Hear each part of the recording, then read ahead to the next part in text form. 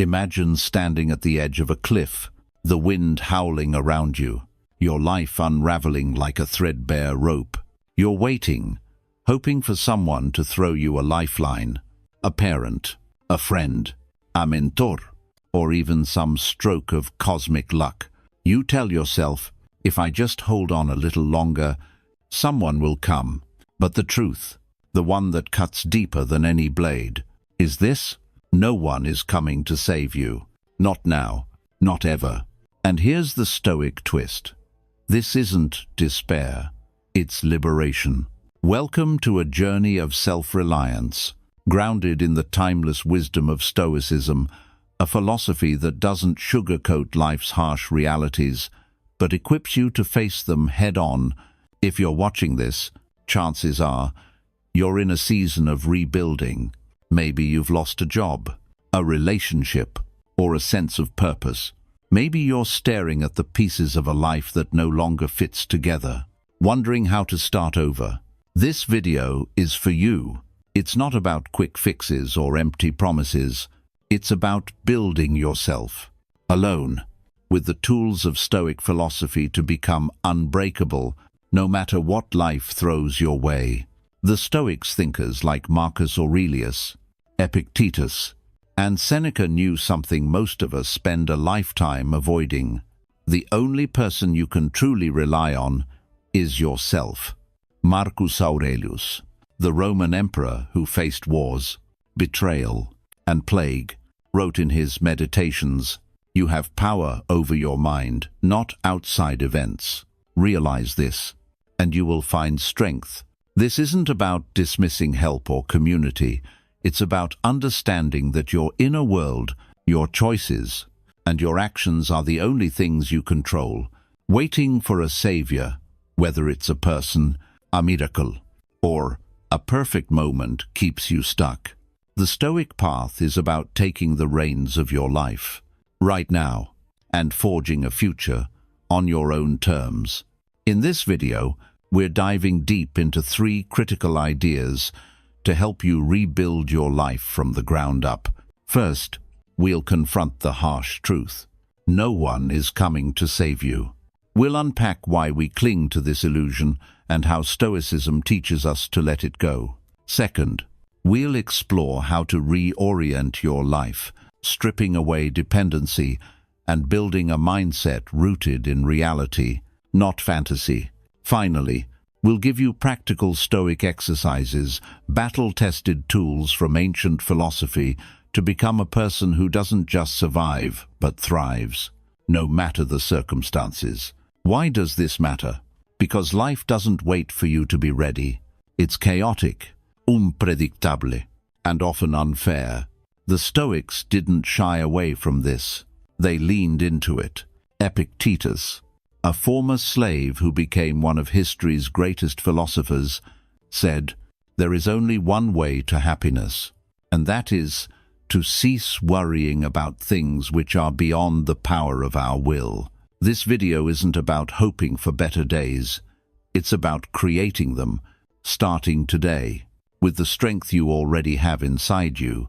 So, if you're ready to stop waiting for a hero and become one yourself, stick with us. By the end of this video, you'll have a roadmap to rebuild your life, not by relying on others, but by forging a version of yourself that's resilient, purposeful, and free.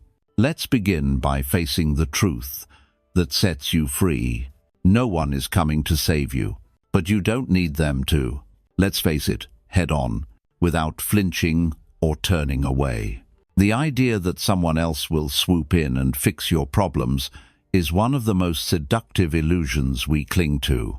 It's woven into the fabric of our culture, our stories, and even our subconscious expectations.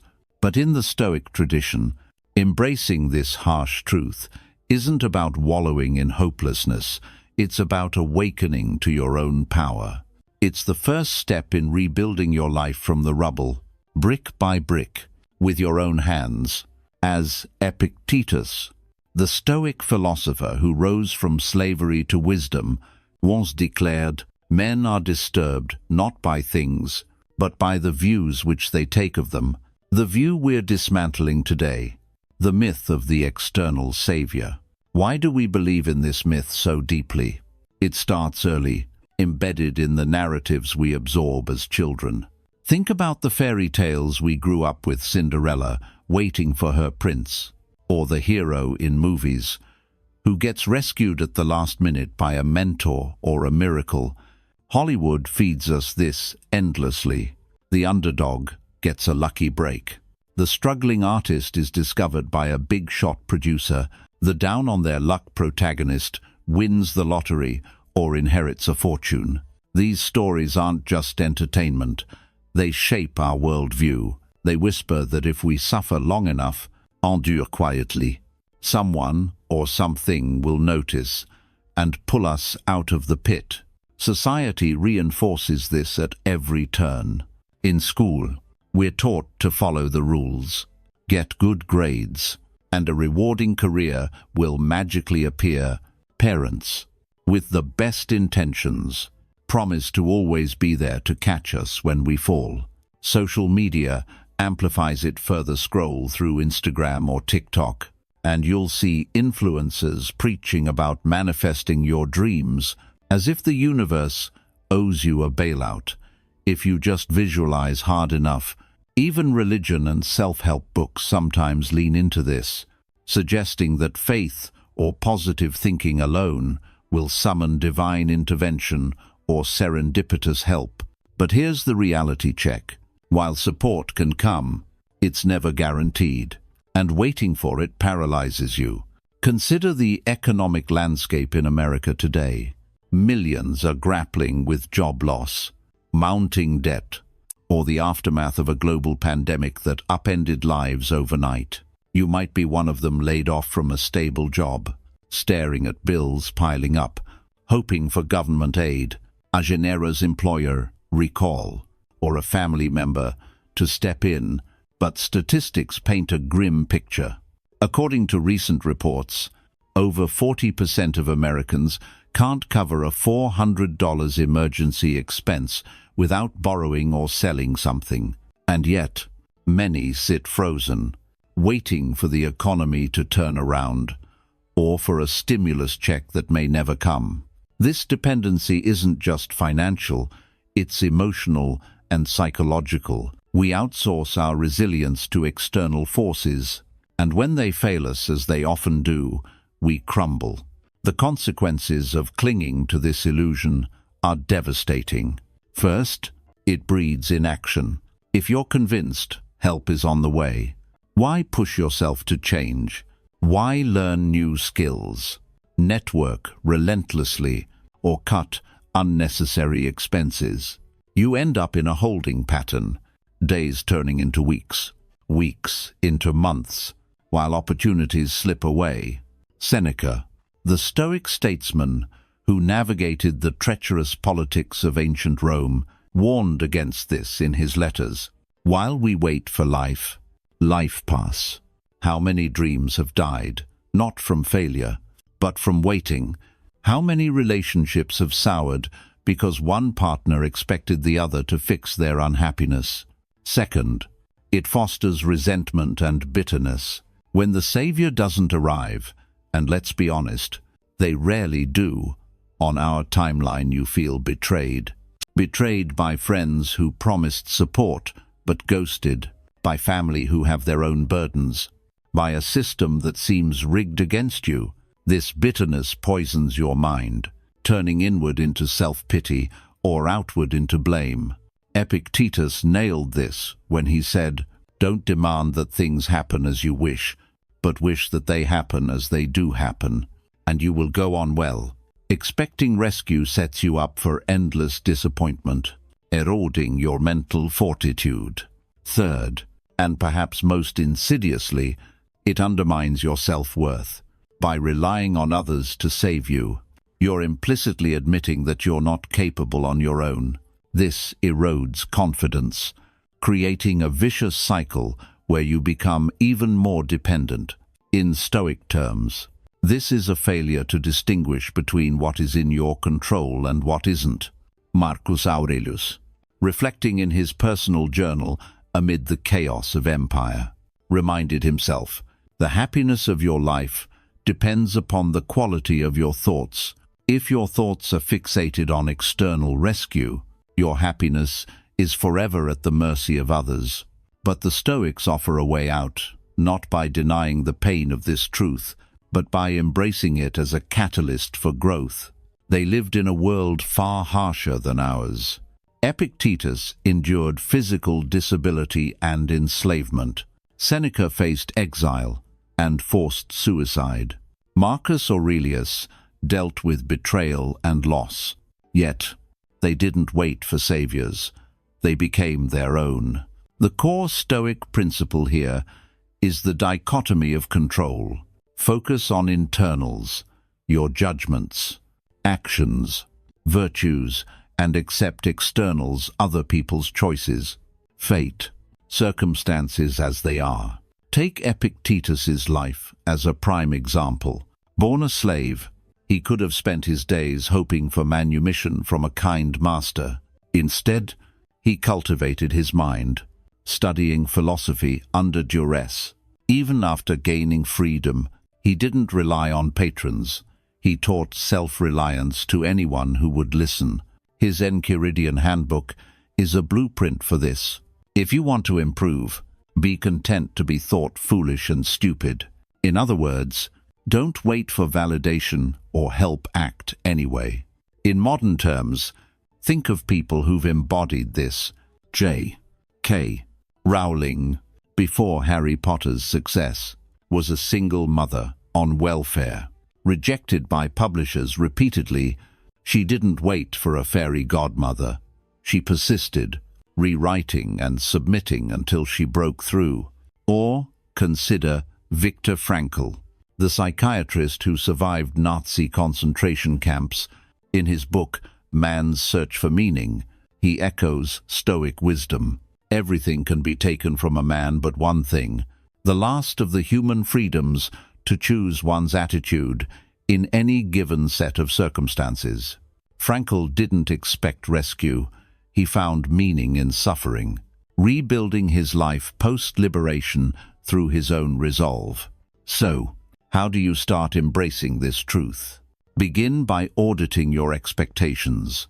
Sit down with a journal and ask, where in my life am I waiting for someone else? A boss to promote me, a partner to change, the government to fix the economy.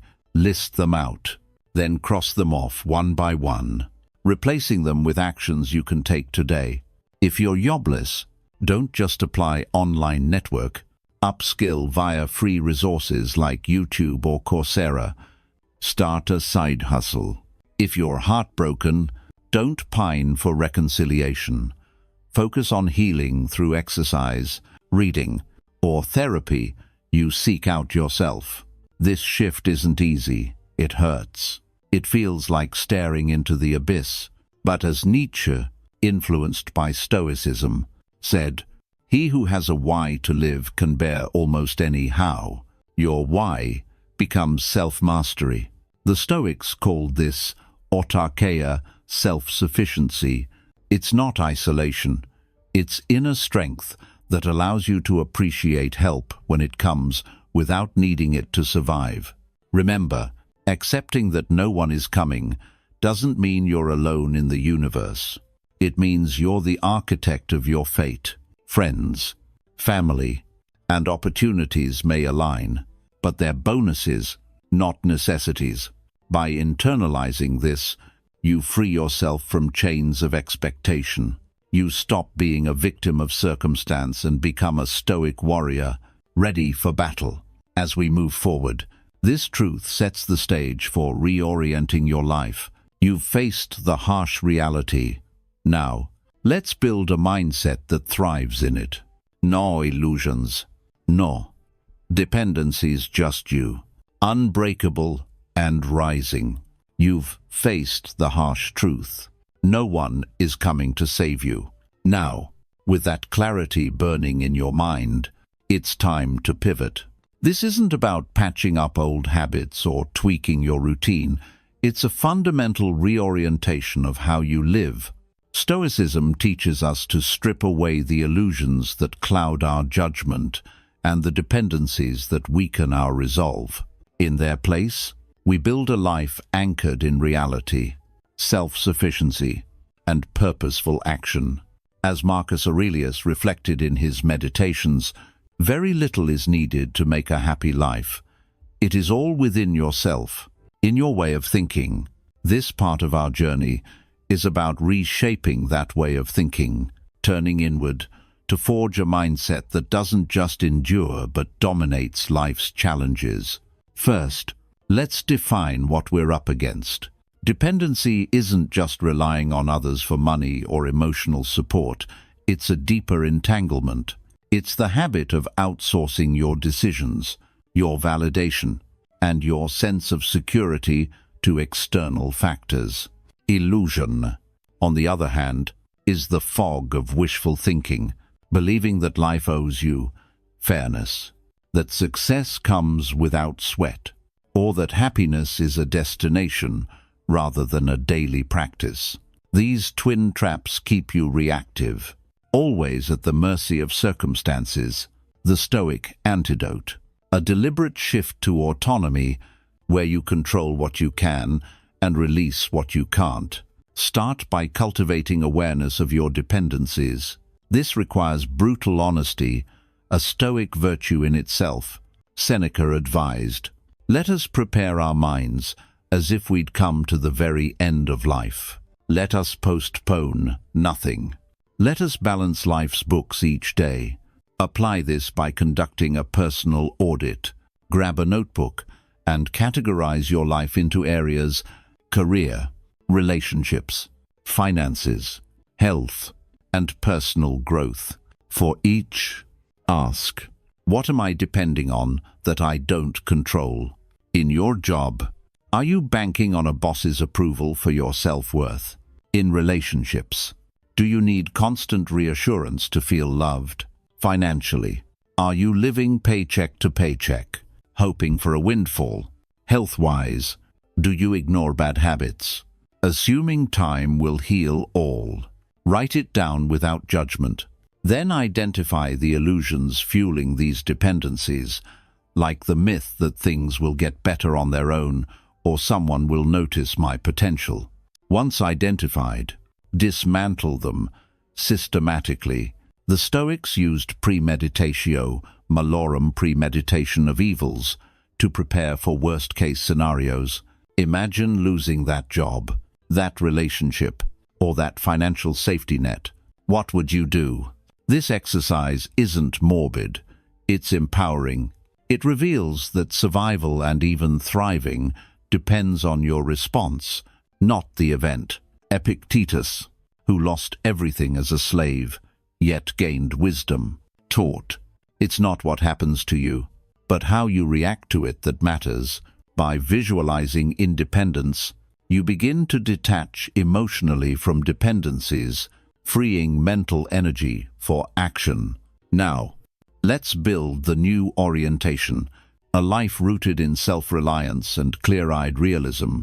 Begin with mindset fundamentals. Adopt the Stoic dichotomy of control. As your compass, divide everything into two buckets: things you control, your opinions, desire, pursuits, and aversions and things you don't body, property, reputation, command, and everything, not your own doing. Focus relentlessly on the first bucket.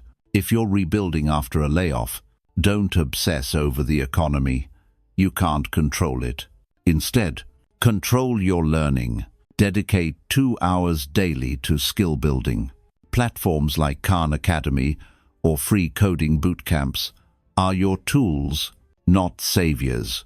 This reorientation demands discipline, another Stoic pillar. Marcus Aurelius, emperor and philosopher, rose early despite his privileges, reminding himself, at dawn, when you have trouble getting out of bed, tell yourself, I have to go to work as a human being. Translate this to your life. Establish routines that foster independence. Wake at a set time. Exercise. not for vanity, but for resilience. Journal to process thoughts without needing others' input. These habits compound, creating a foundation where dependency feels foreign. Address illusions head-on by grounding yourself in reality. Stoics practiced amor fati, love of fate, accepting life as it is, not as you wish it to be. If you're in debt, don't fantasize about winning the lottery. Calculate your expenses, cut non-essentials, and create a repayment plan. In America, where consumer culture pushes instant gratification, this is revolutionary. According to recent financial surveys, the average household debt is over $100, 000, much of it from illusory spending on needs that are really wants. Break the cycle by questioning every purchase. Does this enhance my self-sufficiency or deepen dependency? Relationships deserve special attention in this reorientation. Dependency here manifests as codependency, needing others to define your happiness. Stoicism doesn't advocate isolation. It promotes healthy interdependence. Seneca wrote, "Associate with people who are likely to improve you. Choose connections that challenge and elevate, not those that enable weakness." If you're rebuilding after a breakup, don't rush into another relationship for comfort. Use solitude to rediscover yourself. Practice stoic indifference to others' opinions. Epictetus said, "If anyone tells you that a certain person speaks ill of you, do not make excuses, but answer, 'He was ignorant of my other faults,' else he would certainly have mentioned them too." This liberates you from people-pleasing, allowing authentic bonds. Financially, reorient toward autonomy. Don't rely on employers or government handouts as permanent fixtures. Build multiple income streams, Stoics, investments, or entrepreneurship. The gig economy in the U.S. offers opportunities. Think Uber, freelance writing on Upwork, or selling handmade goods on Etsy, but approach with stoic prudence. Save aggressively. Live below your means. Seneca's advice rings true. It is not the man who has too little, but the man who craves more, that is poor. Illusion of wealth leads to debt. Reality of contentment leads to freedom. Health and personal growth follows similar principles. Don't depend on doctors or gyms alone. Own your well-being. Eat mindfully. Move daily. Sleep consistently. For growth, read Stoic texts like Meditations or Enchiridion regularly. Join online communities sparingly, ensuring they inspire action, not passive consumption. Illusion here is thinking knowledge equals change. Reality is application. To make this tangible, consider real-world examples. Oprah Winfrey, often cited for her resilience, didn't wait for Hollywood to discover her. Orphaned young and facing abuse, she reoriented her life through self-education and relentless work, embodying stoic perseverance. Or Elon Musk, who, after PayPal's sale, could have retired but chose to tackle space and energy challenges, controlling his ambitions amid failures like rocket explosions. These aren't superhumans. They're people who rejected dependency on luck or others. Potential pitfalls in this reorientation: backsliding into old patterns. Combat this with daily reflection. A stoic evening review. Ask, what did I control today? Where did I succumb to illusion? Adjust accordingly. Also, avoid extreme isolation. Self-reliance doesn't mean rejecting all help. Accept it gratefully when aligned with your path, but never as a crutch. As you implement this, you'll notice shifts. Anxiety lessens. Decisions sharpen. Purpose emerges. You're no longer adrift, waiting for winds to change. You're the captain, charting your course. This reorientation isn't a one-time event, it's a lifelong practice, but in the crucible of rebuilding, it transforms you from victim to victor. With your life now aligned without dependency or illusion, you're primed for action. In the next part, we'll dive into specific Stoic practices to solidify this self-reliance, turning philosophy into daily power. With the harsh truth accepted and your life reoriented toward independence, the real work begins. Practice. Stoicism isn't a passive philosophy, it's a toolkit for action, designed to transform abstract wisdom into unbreakable habits. The ancient Stoics didn't just ponder self-reliance, they lived it through daily disciplines that forged resilience in the face of adversity. Epictetus, once a slave who built his freedom from within, emphasized, "No man is free who is not master of himself." In this section, we'll explore practical Stoic exercises tailored for those rebuilding their lives. These aren't theoretical musings, they're actionable steps. You can start today, whether you're climbing out of financial ruin, emotional turmoil, or a crisis of purpose. By committing to them, you'll cultivate the self-sufficiency that turns vulnerability into strength. We'll break this down into key practices, drawing from the teachings of Marcus Aurelius, Seneca, and Epictetus. Each one includes explanations, step-by-step guidance, real-world applications, and potential challenges. Remember, consistency is key. Stoicism rewards persistence, not perfection. As you integrate these, envision yourself not as a victim waiting for rescue, but as a craftsman shaping your destiny. Practice 1. The dichotomy of control, daily sorting exercise. At the heart of Stoic self-reliance is the dichotomy of control, distinguishing what you can influence from what you can't. This practice prevents wasted energy on illusions and dependencies, channeling your efforts where they matter, your own actions and judgments. Start each morning with a simple ritual. Sit quietly for 10 to 15 minutes with a journal. List out the day's anticipated events, challenges, and goals. For each, ask, "Is this in my control?" Bucket them accordingly. For internals, your attitude, effort, decisions. Commit to specific actions. For externals, others' behaviors, outcomes, weather. Prepare mentally to accept them without resistance. For example, if you're job hunting after a layoff, a common rebuilding scenario, don't fixate on whether a company hires you external. Instead, control your preparation. Research the role thoroughly. Practice interview questions and follow up professionally. Marcus Aurelius used this in his meditations. If you are distressed by anything external, the pain is not due to the thing itself, but to your estimate of it, and this you have the power to revoke at any moment. Apply it to relationships too. You can't control a partner's loyalty, but you can control your integrity and boundaries. Challenge. Initial resistance. Your mind may rebel against releasing control illusions. Overcome by reviewing at day's end. What did I waste energy on? Adjust tomorrow. Over weeks, this builds mental clarity, reducing anxiety and fostering proactive self-reliance.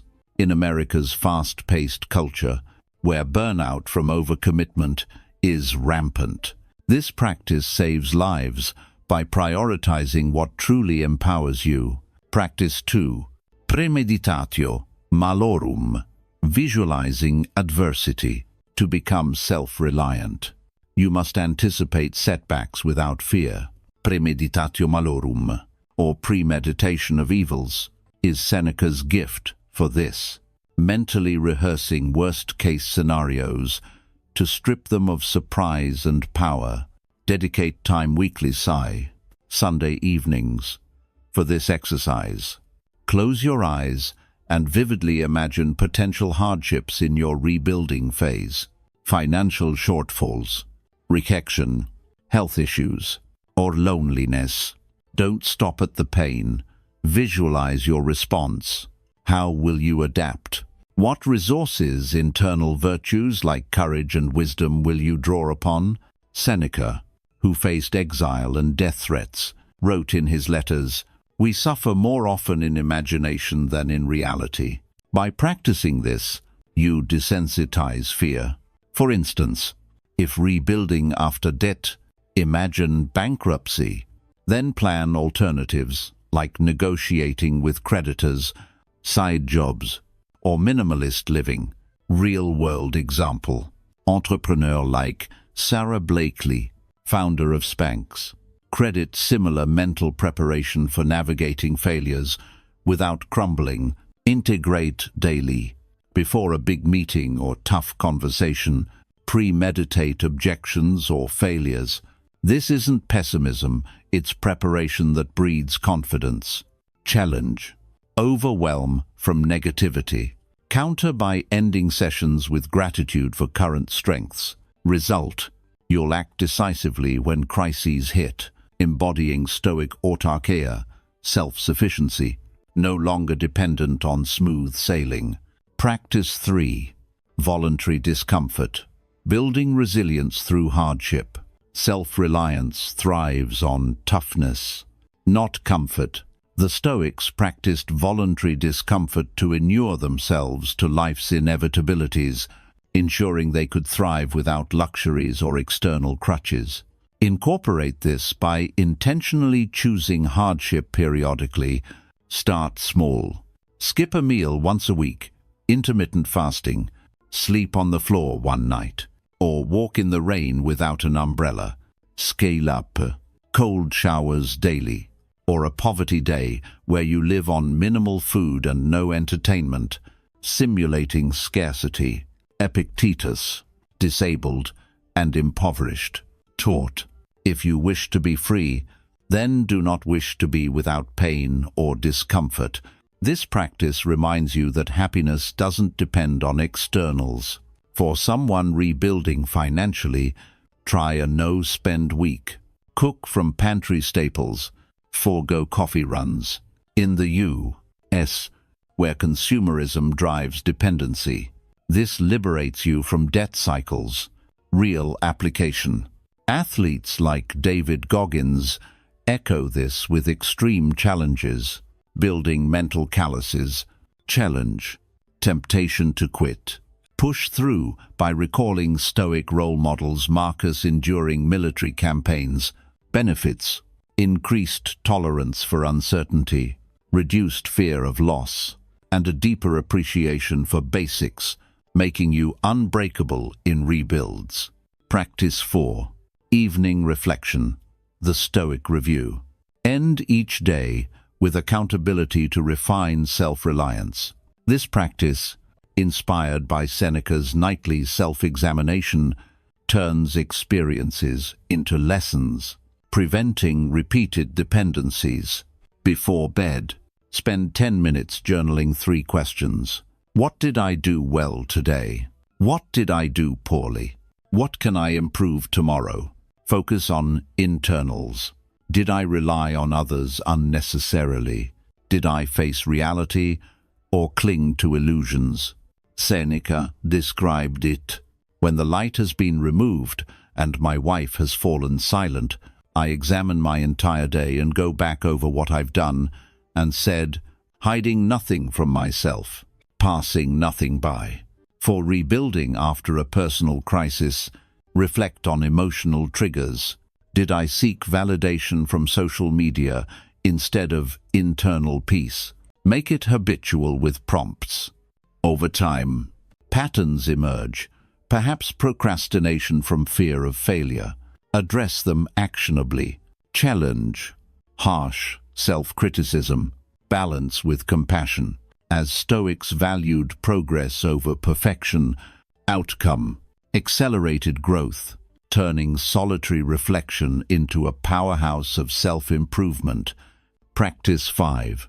Amor fati, embracing fate.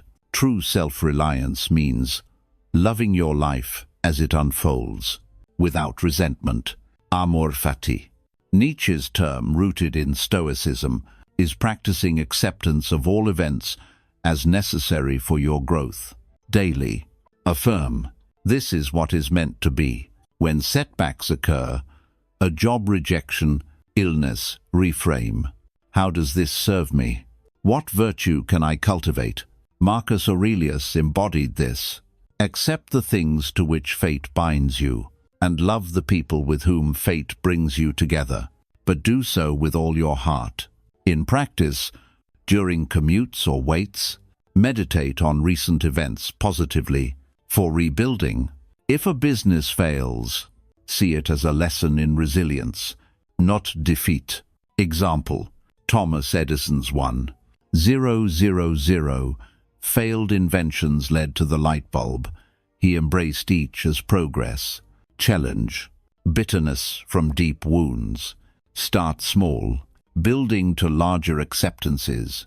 Result, freedom from victimhood, empowering you to build alone with joy, not grudgingly. Practice 6. Memento mori, remembering mortality. Self-reliance intensifies with awareness of life's brevity. Memento mori reminds you to live purposefully, not waste time waiting for saviors. Daily. Contemplate death. This could be my last day. Use it to prioritize. Cut trivial dependencies. Pursue meaningful goals. Seneca urgeth, let us prepare our minds as if we'd come to the very end of life. In rebuilding, this motivates urgent action. Start that course. Mend relationships. Save aggressively. Visualize your tombstone. What legacy of self-reliance do you want? Challenge. Morbidity.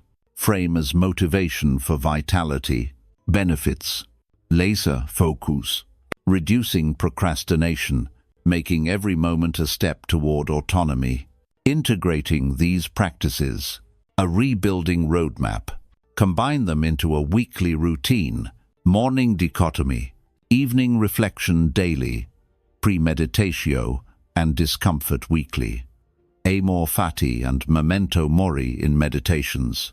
Track progress in a journal. For Americans facing economic pressures like 78% living paycheck to paycheck per recent surveys, these build financial, emotional, and spiritual independence. Remember, self-reliance isn't solitude, it's strength that enhances connections. As you practice, you'll inspire others, but never need them for survival. Epictetus summed it. Freedom is the only worthy goal in life.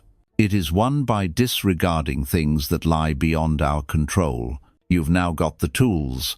In the conclusion, we'll tie it all together, urging you to step into your rebuilt life. Here we stand, at the end of a journey through the Stoic path to self-reliance.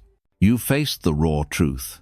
No one is coming to save you. You've dismantled the illusions and dependencies that once held you back, reorienting your life toward a mindset of autonomy and reality. You've armed yourself with practical Stoic tools, exercises, like the dichotomy of control, premeditatio, malorum, voluntary discomfort, evening reflection, amor fati, and memento mori, that transform you from a passive bystander into the architect of your own destiny. Now, it's time to take the final step, to act, to build, to become the person who doesn't just survive life's storms, but thrives in them. Let's recap the heart of what we've explored. We began with the stark reality that waiting for external rescue, be it from a person, a system, or sheer luck, is a trap that keeps you stuck. The Stoics, from Epictetus to Marcus Aurelius, taught us to release this illusion, not with despair, but with empowerment, by accepting that only you control your thoughts, choices, and actions, you reclaim the power to shape your future. We then reoriented your life, stripping away dependencies on others' validation, societal promises, or fleeting comforts. You learn to root your happiness in what you can control, adopting a mindset that loves fate and faces reality head-on. Finally, we equipped you with daily practices to forge self-reliance, turning Stoic wisdom into habits that build resilience, clarity, and purpose. This isn't just philosophy, it's a call to action for anyone rebuilding their life. Whether you're clawing your way out of financial hardship, healing from a broken heart, or searching for meaning after loss, the Stoic path offers a lifeline you create yourself. Marcus Aurelius, who carried the weight of an empire, wrote in his Meditations, "You have power over your mind, not outside events. Realize this, and you will find strength. That strength is already within you, waiting to be unleashed. The question isn't whether you can rebuild, it's whether you're willing to start today." Consider the stories of those who embodied this. J.K. Rowling, once a struggling single mother, didn't wait for a publisher to discover her. She persisted through rejection, writing in cafes while raising her child, trusting her own grit. Viktor Frankl, surviving the horrors of concentration camps, found meaning not in external salvation, but in his choice to endure with dignity. These aren't distant heroes, they're humans, like you, who chose to act despite uncertainty. You share their potential. The Stoics remind us that greatness lies not in circumstances, but in response. So, what's your next step? Don't overcomplicate it. Start small, but start now. Tonight, sit with a journal and practice the evening reflection. What did you control today? Tomorrow morning, sort your tasks with the dichotomy of control. This week, try voluntary discomfort, skip a luxury, take a cold shower, or live minimally for a day. These aren't grand gestures, they're the bricks of your new foundation. As Seneca advised, as long as you live, keep learning how to live. Each practice is a lesson, each day a chance to grow stronger. The beauty of Stoicism is its universality. In America today, where economic uncertainty looms, over 60% of adults report financial stress. PER, recent polls and social media fuels comparison and dependency. These practices cut through the noise. They remind you that your worth isn't tied to a paycheck, a follower count, or someone else's approval. Your worth is in your ability to rise, alone, if need be, and build a life aligned with your values. Challenges will come. You'll falter, doubt, or face setbacks. That's not failure. It's fuel. Epictetus, who knew suffering intimately, said, "The greater the difficulty, the more glory in surmounting it. When you stumble, return to amor fati. Love the struggle as part of your story. Reflect on memento mori. Life is short, so make it count."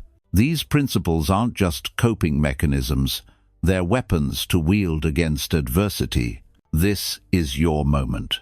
You don't need permission, resources, or perfect timing. You have everything you need within you: courage, reason, discipline to rebuild. The Stoics didn't promise an easy life. They promised a meaningful one. By embracing self-reliance, you're not just surviving, you're crafting a life of purpose, unshaken by external chaos.